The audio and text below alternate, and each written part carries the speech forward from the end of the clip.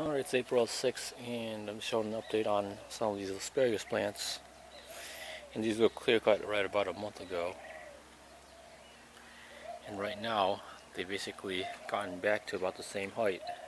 There's not quite as many spears. And a lot of them have already leafed out quite a bit.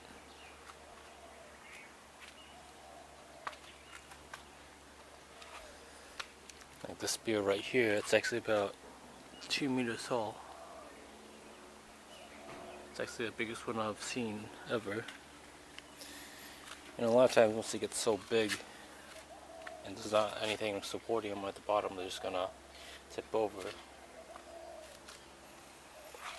But in another couple more weeks, it's probably gonna get really shady under here. And probably in a month or so, I'll probably get more spears. But I try not to harvest them too much, because if you harvest them a lot, not that much is going to grow out, just like this one. I may have harvested it a little bit too much. What you want to do is harvest it so that you get as much out of it, but also let it come back up and recover and quickly produce energy, just like this one. See how this one has this big spear and a good 3 spears by the side of it, so this plant is almost no drop off in terms of energy retention.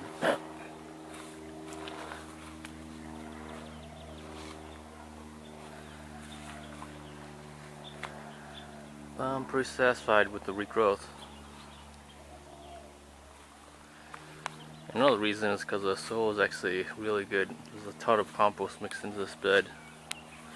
Whereas if I look at on the outside of the fence, it's really poor soil, and I only added a little bit of compost just to get them to survive.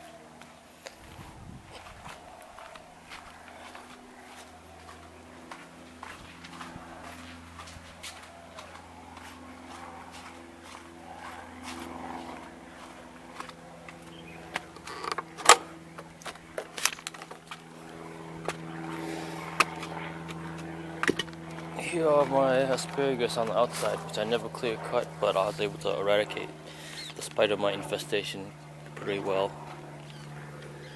And as you can see, they really haven't grown that much. This one was clear cut because the 3 original ones were dying, but oddly it came up with even bigger spears. So what I think is there's a lot of potential energy under here, but since there's so many existing spears and growth above ground, nothing's coming up. I haven't gotten a new spear in about a month or so off of these guys. Could also be because I'm not fertilizing or watering them, and they also might be putting a lot of energy into seeds.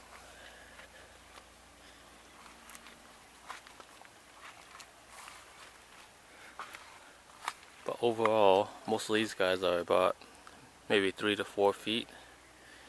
All ones over there are more like 4 to 6 feet on average. So, yeah, it looks like the conditions play a pretty big part in how these guys grow.